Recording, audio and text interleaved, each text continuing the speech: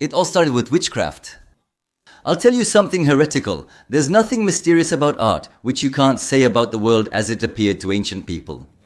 And what we now call masterpieces of cave architecture was nothing more than a way to influence this mysterious world. The ancient cave artists, unknown to anyone, were a kind of shamans, using their drawings to materialize the future. Drawing a successful hunt meant the tribe's hunters would bring back a good catch like a fat boar or roe deer. In other words, ancient painting had an exclusively practical nature and was part of a ritual of magic, a kind of prehistoric runes. Although only a small random part of this came true, it was enough for the shaman artists to convince the tribe of their art's power. And even at this stage, we can already understand that art will be eternal. The next well-preserved and surviving cultural layer is ancient Egypt with its monumental paintings. Note that its art is focused on walls, designed not just for protection but also to glorify both earthly and divine rulers. Egypt's art functioned much like cave art.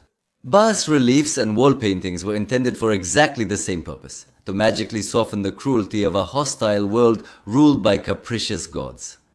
The concept of gods as almighty beings who rule over people had by that time developed into a belief, taking on specific forms in which each god had their own appearance, character, and function. Glorifying a deity, appeasing it, and bribing it with flattery became possible only by depicting divine bodies, and art was perfect for this purpose. Another key function emerged that lasted until the 19th century, the glorification of the powerful. In this case, the pharaohs, who were almost equal to the gods and worthy of being carved in stone or depicted on it forever by stone carvers and artists. They were usually slaves who executed the ideas of architects who were often slaves too. Therefore, art in those times was only conditional. The performer's skill and genius were merely traits of a worker, and he couldn't create beyond the commission's limits. Even the names of the most brilliant among them are lost forever. Stone will continue as the primary material in emerging art for a long time. It is stone that will become the most important and indestructible witness of the era when the first art appeared, in the sense that we understand it today.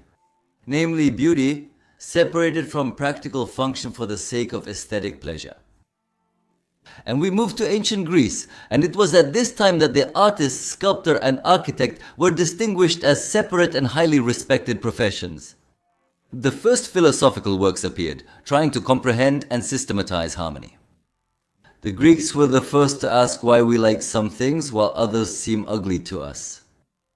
In the year 300 AD, the concept of the golden ratio, an ideal proportion, appeared in the scientific mathematical works of Euclid. This concept was soon adopted by the famous Greek sculptor and architect Phidias. Later, after passing through nearly 1,000 years of the Dark Ages and the Middle Ages during the Renaissance, it would be called the divine proportion, becoming both an inspiration and a tool for Leonardo da Vinci. The painting of ancient Greece was almost completely lost and has come down to us mainly in mosaics and vase paintings. However, folklore does not succumb to decay, and we know anecdotes and legends that allow us to look beyond the veil of time and understand what painting in ancient Greece was like. Now I will tell you an anecdote from the life of Apelles, the renowned, almost divine painter who is considered the first artist in history, for whose painting Emperor Augustus and even Caesar paid fabulous sums of money. Once, Apelles took part in a competition of artists, and his rival painted a flower so realistically that butterflies would fly to it. And then Apelles presented his painting to the audience, but said that it was hidden behind these curtains. But when the judges tried to pull them aside, it turned out that the curtains themselves were the painting. This anecdote is extremely important because it shows us that the artist and the sculptor were considered more skillful the more realistically they could depict reality. Realism, and making it as categorical as possible, was the goal of any craftsman in ancient Greece and would continue to be the main principle of painting for another 1500 years, until this rule was broken by the Impressionists. The same applied to the renowned ancient Greek sculptures. For the first time, the skill of working with stone reached such heights and became so perfected. Ancient Greek sculpture represents a technical Olympus, a peak humanity won't reach again soon. This is the art of glorifying the human body, beauty, nature, gods, and of course kings, all crafted in marble. Ironically, time's destructive passage has actually benefited us. Because according to recent research, the sculptures were not white. They were painted in bright, sometimes garish, impossible colors meant to imitate clothing, eye color, and hair. But fortunately, all of that was washed away by the relentless passage of time. Otherwise, we might have viewed the Renaissance differently, and art history could have followed another path. But after the fall of the Roman Empire in 476, there came a dark, more than 1,000-year-long period of the Middle Ages. The era of prohibitions replaced humanity's free unity with the natural world. Sexual liberation was replaced by sin and shame, and the Catholic Church took over the right to determine what was permissible and immediately banned all vanity and promiscuity. The main themes in medieval art became biblical stories, and the church became the main and wealthiest patron. Patron is the word we need to remember. The church was so important that even kings could not compare to it in the splendor of cathedral decorations. Kings often didn't pay for the work at all. They could simply order a master to make stained glass, or paint a chapel in exchange for food or shelter. But every medieval artist dreamed of getting the church as a client, even though they didn't really consider themselves special. Artists, architects, and sculptors were just ordinary craftsmen. None of them even thought about signing their works. Just like a baker doesn't sign every loaf of bread. That's why we usually don't know who created medieval masterpieces. Commissions were usually small, but occasionally some were so large they took an artist's entire lifetime. Sometimes it took decades, and it required an entire team. That's how craft workshops started to form, with a master who managed the process and communicated with the client and apprentice students. There were no painting schools, let alone universities, at that time, and painting itself was an exclusively male occupation. If a young man wanted to become an artist, he would become an apprentice, learn the basics of the craft, receive a meager salary, and hope that one day he could stand out, surpass his teacher, and open his own workshop. All the subjects and stylistic choices of the artwork were determined by the client, that is, the Catholic Church. The master's imagination and creativity were given a modest place as a humble servant, because all church subjects were strictly dogmatized. No freedom in depicting holy scenes was allowed. The grim shadow of the Inquisition, eager for sinners, stood behind every master, and any deviation from the canon could be considered heresy. The artist and his workshop could be tortured or boiled alive in oil. That's why medieval art was essentially a servant of the church, timidly fulfilling its commissions for the glory of the Lord. But even in those difficult times, there were geniuses who managed to find loopholes within the rigid dogmatic framework and make their voices heard through the ages. From the middle of the 14th century, artist craftsmen began to form professional guilds, just as other craftsmen did in those days. Of course, the guilds were organized by prominent masters, and their main goal, naturally, was to protect the interests of the masters themselves.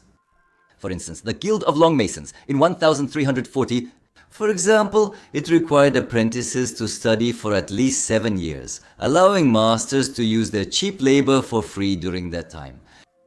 Moreover, upon completing their training, each apprentice had to create a masterpiece in their craft, which of course belonged to the master and could be sold by him at his own discretion.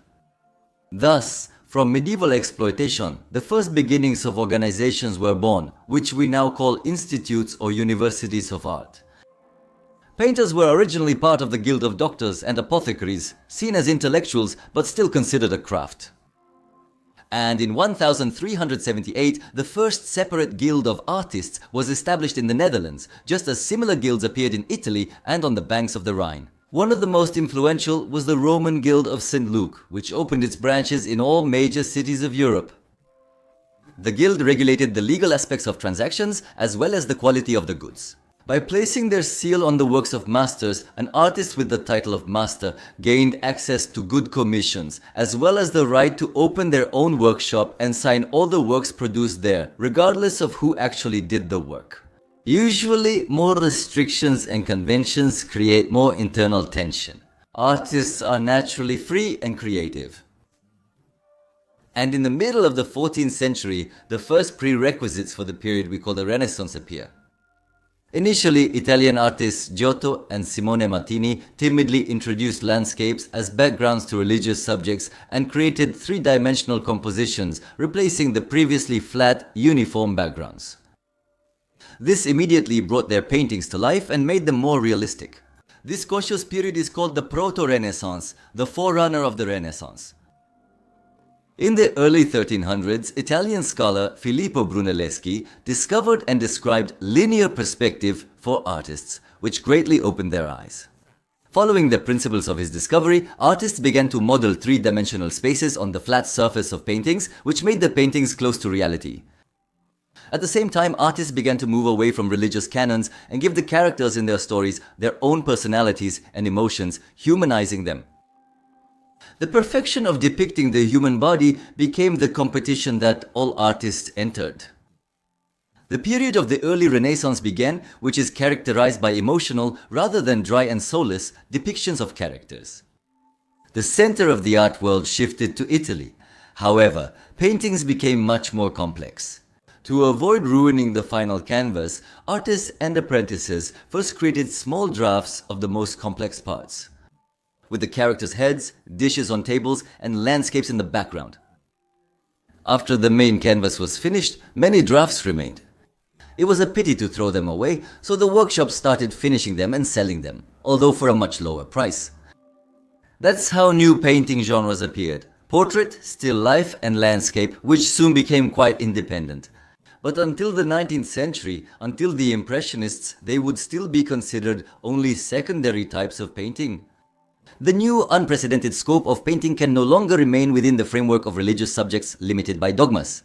Artists who had depicted human bodies hundreds of times were forced to conceal their sexuality, since saints could not provoke lust, and simply depicting a naked body was considered sinful and unacceptable. Roman artists found a loophole by turning to the city's history, legends, and ancient ballads, whose evidence remains throughout Rome. From the middle of the 15th century, a short period of the High Renaissance began, which is considered the culmination of Classicism, a period that gave us Leonardo da Vinci, Michelangelo, Raphael, Giorgione, and Titian. These artists brought the art of depicting the human being to virtuoso perfection, while at the same time glorifying humanism and the harmony of the beauty of the human body and spirit. They were the first revolutionaries in art. The history of art, as you will soon understand, is really the story of bold, sometimes even desperate and enterprising people who had the audacity to go against the current and change the world of art without betraying themselves. Only those who don't march in step with their time, who get ahead of the orderly ranks of obedient artists, who aren't afraid to take risks and show the world something new, remain in history as brilliant exceptions. But this great period of art prosperity was brief, as humanity's barbaric instincts soon prevailed. In the year 1527, an epochal and at the same time the most ridiculous event in the world took place. Italy at that time was divided into city-states that competed with each other. Rome, with the papal throne, was the strongest province, and the Pope, in terms of power, could rival the emperor. And soon, as a result of internal strife, hordes of mercenaries from different countries and cities turned against Rome and besieged it along with the Pope.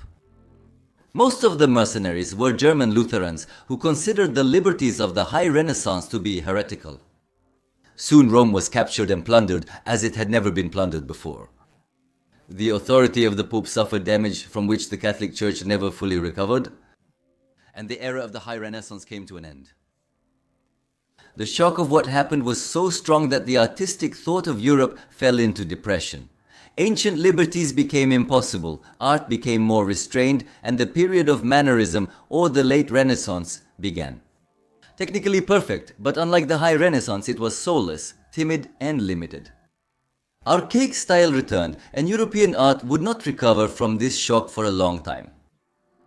The period of art from the early Renaissance to the mid-19th century is generally called Classicism, which would remain the dominant trend in painting until the mid-19th century and the Impressionism of the Second Painting Revolution. From the perspective of organizational structure, the world of artists and sculptors is still governed by guilds, led by the Guild of St. Luke. The advantages that this influential and wealthy organization provided to artists was so great that no other organization could compete with it. And blessing the heavens for competition, France, which had gained strength in the 17th century, decided to make its mark in art. In the middle of the 17th century, King Louis the Great came to power in France, a patron of the arts and a lover of pomp. He conceived the idea that art should serve the crown, glorifying and increasing its influence.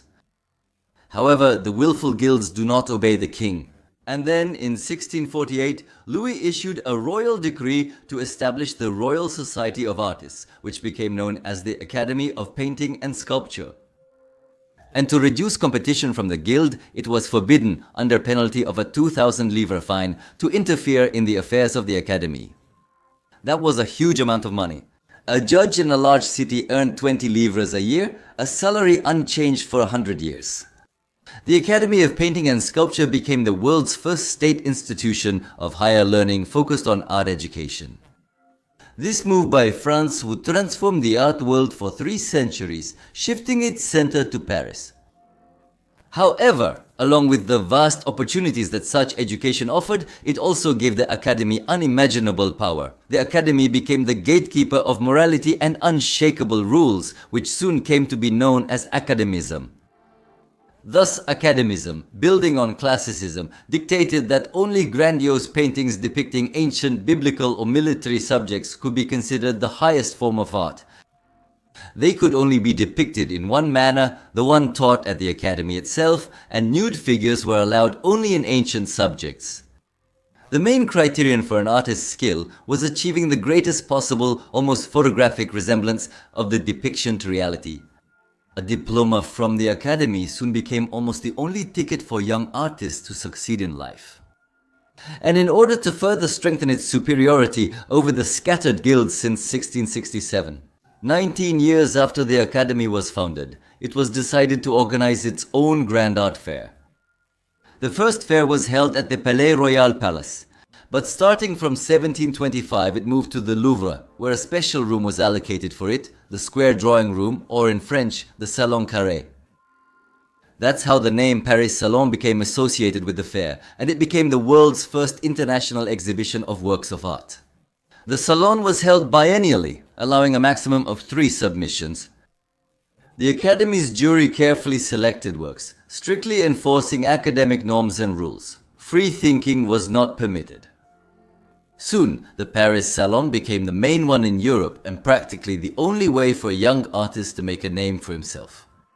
The Salon awarded winners, paintings were bought there, and a special stamp of rejection was placed on works that were not accepted.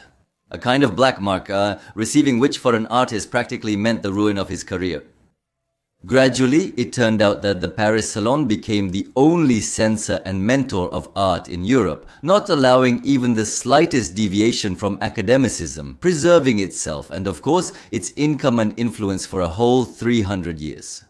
Biblical and ancient subjects, by definition, don't multiply, and this continued for 300 years. Artists must repeatedly paint the same things, unable to change style or subject, trying to stand out from other artists within these narrow limits. All paintings at that time were created exclusively in studios. Even for landscapes, sketches were made from nature, but the painting was always finished in the studio under artificial lighting from memory. That's why Classicism is known for the soft yellow tones of oil lamps. And this whole period can be described as, I paint what the client tells me to in a manner approved by the Academy. At the same time, another important event happens from the perspective of art world infrastructure. The first major art museum appears. The Louvre wasn't the first of its kind. The Capitoline Museum in Rome, founded in the 15th century, mainly served as a closed storage for art collected by the Catholic Church. There were other museums as well, but none of them could match the scale of the Louvre. It was the former residence of kings, turned into a museum after the French kings chose Versailles as their residence. As a museum, the Louvre was opened in 1793 with only 2,500 paintings from the royal collection. But it quickly filled up thanks to conquests and acquisitions and soon became the most impressive museum art institution in the world. Thus, by the end of the 18th century, Paris saw the concentration of 3 major institutions at once: the Academy of Arts, the Paris Salon, and the Louvre. Needless to say, all the progressive minds of the art world soon became concentrated in Paris. And it is here that something will happen which, in just half a century, will change the art world forever. In the early 19th century, a technological revolution occurs. Steamships and locomotives are invented, factories are built, and science rapidly advances. And all of this, of course, cannot help but influence painting and artistic thought. Photography emerges and quickly becomes so popular, it nearly replaces commissioned portraits. At the same time, technology finally made it possible to produce the simplest aluminum tube of paint. And suddenly it becomes possible to transport ready-made paint, which previously had to be mixed in the studio and would dry out quickly. For the first time, it became possible to paint directly with paints outdoors, not just make sketches. Simultaneously, a scientific article about color reflections and reflexes is published, stating that light gives each object its own shade, morning, evening, or cloudy. The colors of surrounding objects do the same thing. There are no pure colors. A green apple on a red table gets a reddish reflection on its underside. And these ideas captivate artists who want to embody the new vision they've discovered in their paintings. But there's just one catch. There's nothing like that in the rules of academicism. The time comes for my second favorite and probably the most important revolution in art, the revolution of Impressionism. The first bold rebellion will be Edouard Manet's painting Luncheon on the Grass, which he presents at the Salon of 1863. In it, he timidly but already moves away from the traditions of academicism, depicting people in everyday life rather than grandiose subjects, and at the same time not painting the background in detail. This alone caused a scandal. But Manet doesn't stop there, and paints his sensational Olympia, which he presents at the Salon of 1865. In this painting, the nude woman is not a goddess, not a naiad, and not a nymph, but a simple, real woman from obviously contemporary everyday life. Naked, disgusting realism, as the critics will call it. For society then, this was outrageous and unacceptable.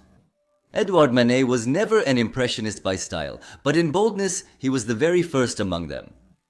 Inspired by his example, a handful of young rebel artists developed a new style. The opportunity to paint outdoors, on plein air, sets new demands in the constantly changing nature. You have to capture the landscape in just a few days before the weather and light change. And this gives rise to a new technique of quick, separate brushstrokes, where accuracy of depiction actually takes a backseat. Objects in the paintings are not rendered in detail and reflections take on color. All this madness and messiness unthinkable by academic standards would soon be called Impressionism. At the head of this movement would be 7 artists: Claude Monet, Edgar Degas, Camille Pissarro, Berthe Morisot, Auguste Renoir, Alfred Sisley, and Frédéric Bazille. I have videos about almost all of them, be sure to check them out, I'll leave the links in the description. However, the Academy rejects the new style and critics mock it. The Impressionists' paintings are refused entry to the Salon year after year, so the future fathers of the new art decide to organize their own exhibition.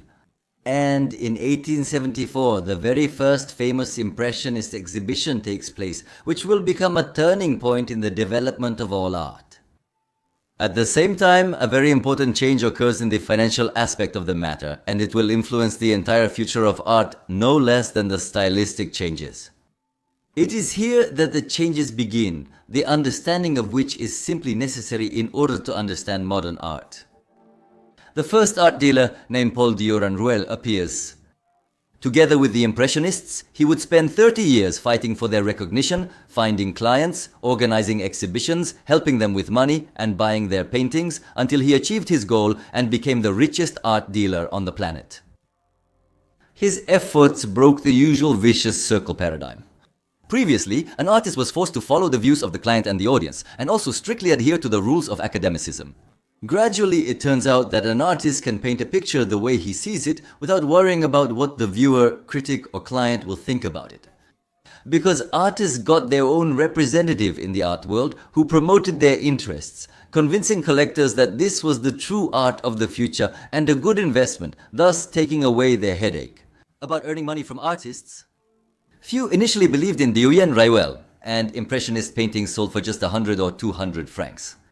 But thanks to his persistence, and the persistence of the artists, of course, and to their considerable sacrifices, over 30 years, Claude Monet's paintings began to sell for 15,000 francs.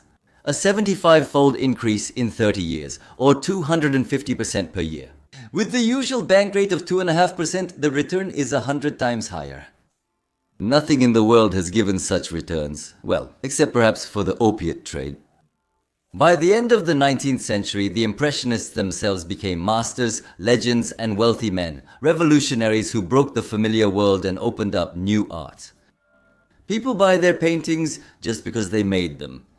It turns out that landscapes are universal. They don't need to be commissioned like portraits, they just have to be liked. A unique situation arises when, for the first time in history, the artist becomes fully independent from the patron or academy. For the first time, the artist can paint his works as he envisions them. An artist can experiment with style and subjects. Landscape, portrait, and still life, secondary, despised genres in which the Impressionists mostly worked, become independent and just as important as epic canvases. And soon, it will sign their death sentence altogether. But most importantly, art becomes a great business, and this will irreversibly change the entire landscape of the art world. For more details, check out my video about Impressionism. It's really interesting. Museums resisted the longest and only began accepting the works of experimenters in the 1920s. But the sacred place is never empty, and the indecisiveness of state museums led to the emergence of another important part of the infrastructure. Art galleries, which were initially opened by art dealers themselves as a means of promoting particular artists. Art galleries took an intermediate place on the path to recognition for any work of art, from the artist's studio to the most coveted and honorable prize, a place in a prestigious state art museum. This is a crucial change, and you'll see why soon.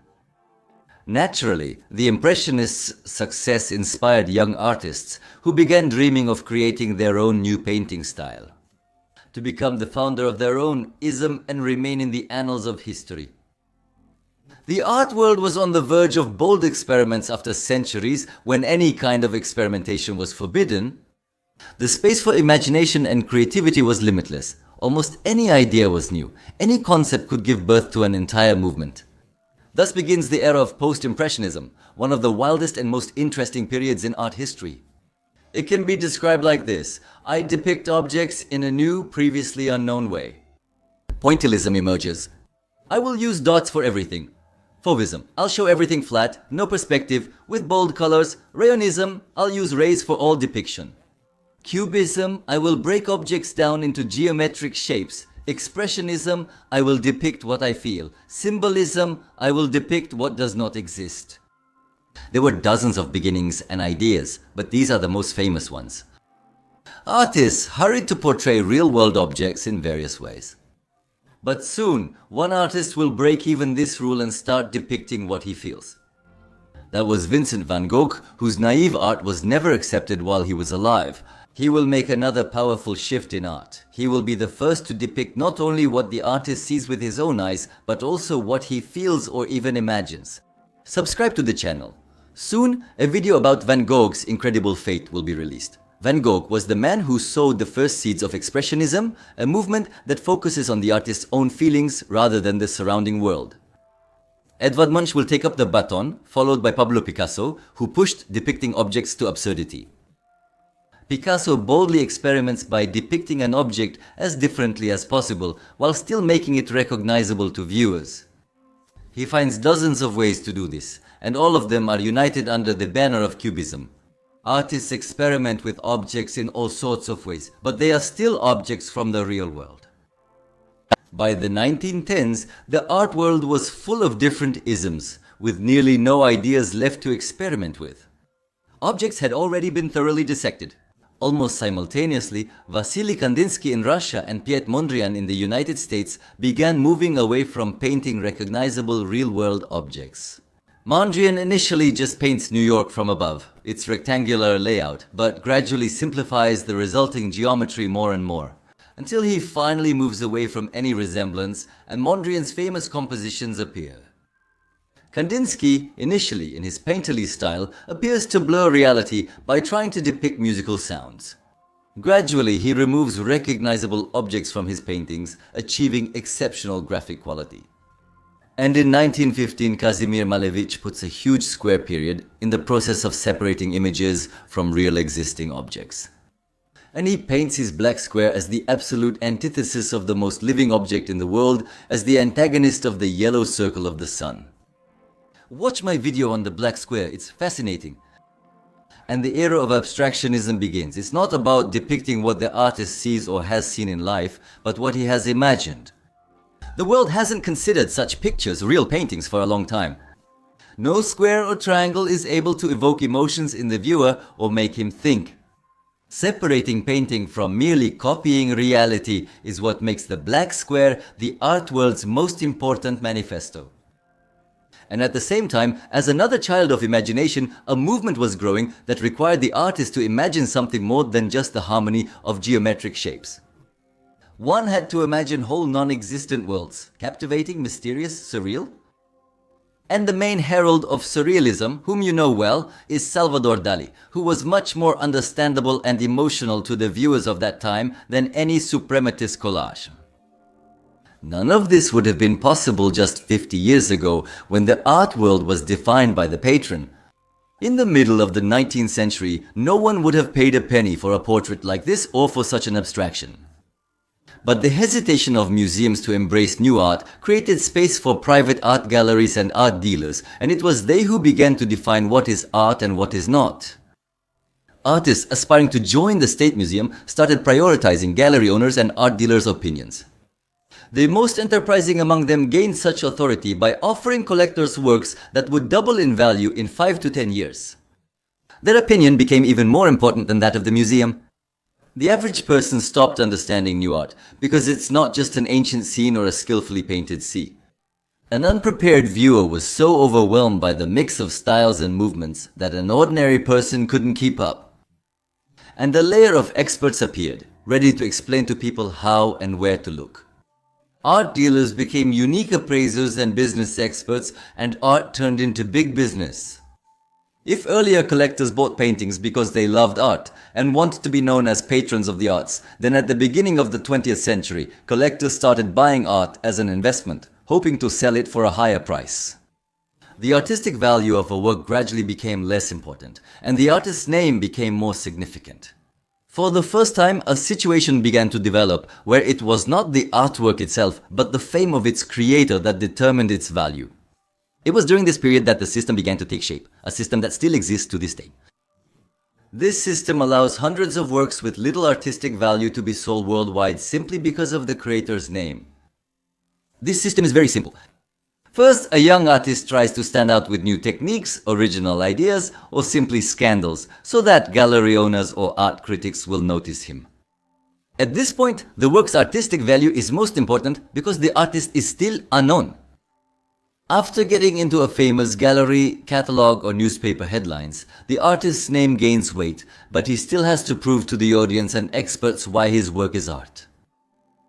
Getting into galleries aims to start selling.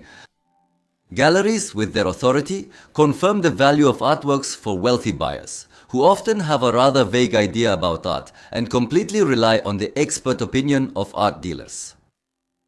After sales start, artwork prices rise not for artistic value, but as the artist's name gains more recognition until it becomes highly recognized. All of this still works today, but back then, the whole system was just taking shape. And at the beginning of the 20th century, the last but perhaps the most important element of the modern art world's economy comes into play. Auction houses enter the game. They had already existed for more than a century, but mainly specialized in antiques. Auction house. Christie's occasionally traded in paintings. An unspoken agreement with Sotheby's sent all paintings to Christie's and all books to Sotheby's. And in 1913, Sotheby's broke the agreement and sold the book A Portrait of a Man by Frans Hals for what was a considerable sum at the time, £9,000 sterling.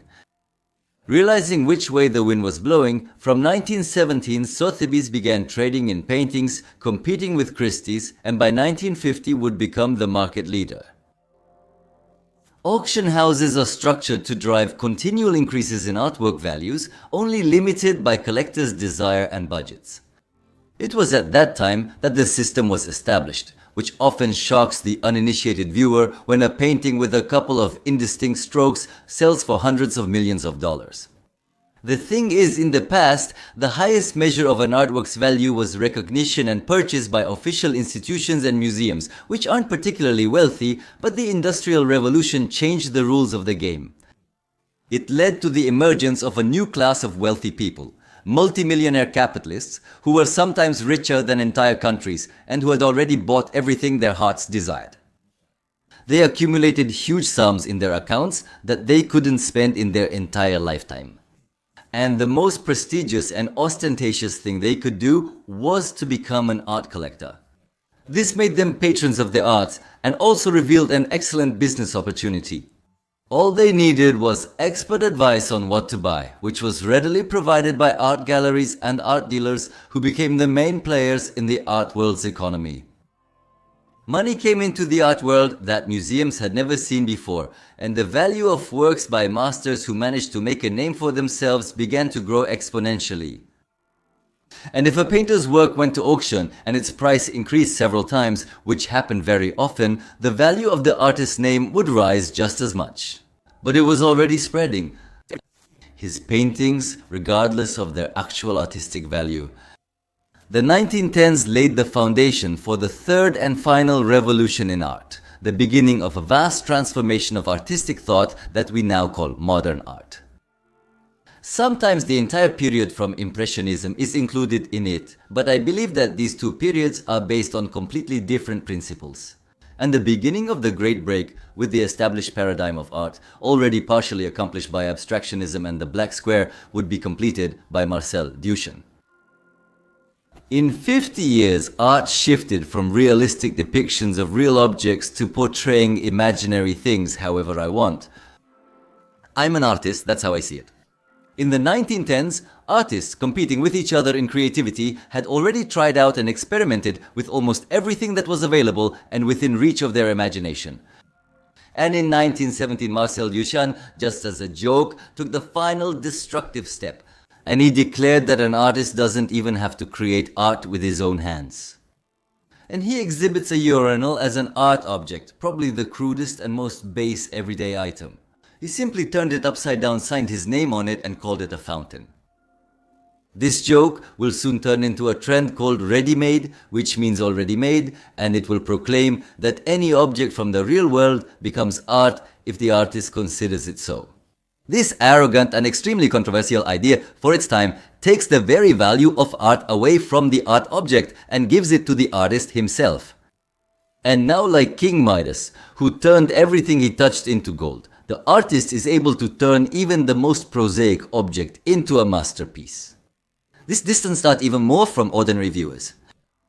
From this time on, the aesthetics of a work of art become optional, and the viewer's opinion becomes secondary or even tertiary to the opinions of the art business and museums. This will be a key factor in art's future development. Experiments continued until World War I, marking the modernist or avant-garde period. Suprematism by Malevich, Primitivism by Henri Rousseau, Surrealism by Dali, Constructivism, Dadaism, Bauhaus and Futurism come to the forefront, all of which are characterized by a maximal, even antagonistic, departure from traditional art and a manifest opposition to it. World War I drives artists out of Europe. The Nazis declare modern art to be degenerate, and they begin to hunt down artists and destroy their paintings. Many European artists flee to the United States and after the war advanced artistic thought centers in America. We are entering the final period of modern art, united under the common name of postmodernism. In modern art, there are more than 100 different movements, but in this brief history, we will touch only on the most notable and interesting ones. Abstract Expressionism, pop art and conceptualism, which emerged in post-war America. The 1960s and 1970s were a time of flourishing freedoms. In the United States, black, gay, and women's rights movements gained momentum, sparking the sexual revolution and a new era of liberation. At the same time, the post-war world was rapidly advancing. Television and cinema appeared, and photography became mature. Technologies and materials were being developed that allowed people to interact with objects on a completely new, unprecedented level. At the same time, in the world of artists, who still remembered the horrors of war, there was a desperate search for new forms of self-presentation and the creation of art objects. In the 1950s, abstract expressionism emerged and became popular. Its most famous representatives were likely Jackson Pollock, Mark Rothko, and Hans Hofmann. Abstract expressionism is an emotional outpouring where artists quickly and expressively fill large canvases. The early 20th century abstractionists painted for a long time, carefully working out and weighing every detail. Abstract expressionists, by definition, could only do this in the moment.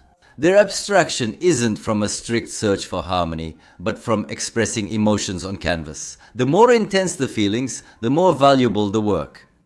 Jackson Pollock, thanks to inventing a unique technique of painting on canvases laid flat on the floor, immediately attracted attention. And his reclusive lifestyle, alcoholism, and tragic death in a car accident in 1956 did the rest, finally stirring the curiosity of American society. His posthumous exhibition was funded by United States government agencies, in particular the CIA. And this became an important sign that the United States, with its considerable resources, was ready to compete to ensure that the center of contemporary art remained in the New World. In 2008, Pollock's painting No. 5 would be sold for $140 million. Unlike abstract expressionism, pop art emerged in the 1950s, founded by Marcel Duchamp, as a response to abstractions that confused most people.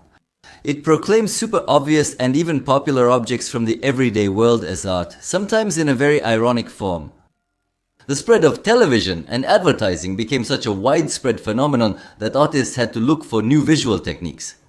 It must be admitted that the further it goes, the harder it becomes for artists to stand out and come up with something new. All materials have already been tried, from iron to the artist's own bodily fluids. Making something original in a world without limits, like a combine harvester making art, is nearly impossible today. And this is the main problem for any young artist today. How do you find your unique style? How do you create something that hasn't existed before? And not everyone is capable of this, which is why a huge part of modern art is repetition or reinterpretation of the classics. But in the 1960s, this problem wasn't as pressing yet, and pop art could offer the viewer something new while at the same time understandable and relatable. Robert Rauschenberg, Jasper Johns, and Roy Lichtenstein were its main adherents. A little later, Andy Warhol would join them with his Campbell's soup cans and multiple portraits of pop stars like Marilyn Monroe. I talk about Warhol in great detail in one of my videos. I'll leave a link in the description, check it out. In the early 70s, a new movement spread and became a key ideological foundation for a new era. Conceptual art or conceptualism. There are no more materials or new techniques left, artists are just splattering paint or making collages, and there is nothing in the world that artists haven't tried to turn into an art object. But what remains is the bare idea, the concept. Conceptualism, once again following the ideas of Duchamp, claims that the concept of a work is more valuable than its execution. The art object itself can even be unattractive. But if its concept resonates, if it sparks debate or emotions, even negative ones, that is the very purpose of art.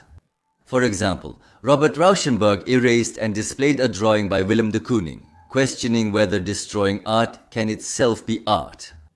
Piero Manzoni exhibited his own breath in a balloon and called it the artist's breath, claiming that it was the most living work of art, practically a part of the artist's very being. Walter de Maria created an installation by burying a kilometer of wire in the ground, leaving only a small piece of it visible on the surface. He invited the viewer to imagine the rest of the art object underground, thus creating the artwork in their own mind. Actionism also emerged from conceptualism, where the artist themselves becomes the art object, like the famous performances of Marina Abramović. Street art, with its enigmatic and constant leader Banksy, whose works are always technically very simple, can also be considered a part of conceptualism. These are stencils, but they always appear in such a place. And at such a time that it always becomes a powerful, stirring message or a witty joke. I'll talk more about conceptualism in another video, but for now, I'll tell you one last story that perfectly illustrates how the art world works today. Charles Saatchi, one of the most influential gallerists in the modern world, decided to invest in a young artist, Damien Hirst. And in 1989, he offered to pay him £50,000 for absolutely any artwork he would create. Hirst spent £6,000 to bring in and preserve a shark in formaldehyde and called the art piece "The Physical Impossibility of Death in the Mind of Someone Living." What set this shark apart from thousands of other preserved fish was just its price, hype, and elaborate titles. But the sum of £50,000 was colossal for that time. They wrote about it in the newspapers, and after that, Damien Hirst's name gained enough fame for his works to start selling on their own. If you or I now preserve some kind of bug in formalin and call it, for example, the moment when life is still with you, it would be no worse than the shark. But it won't do any good, because Charles Saatchi won't vouch for us.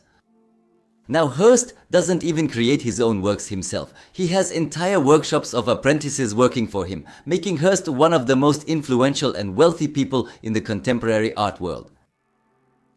The history of art has come full circle, returning to workshop production and craftsmanship. When an artist, having made a name for himself, starts reproducing the same idea or technique, turning art into a production line. And often he doesn't even touch the future artwork himself, but only puts his stamp on it. The artist's name is the main and practically the only value in the modern art world's economy.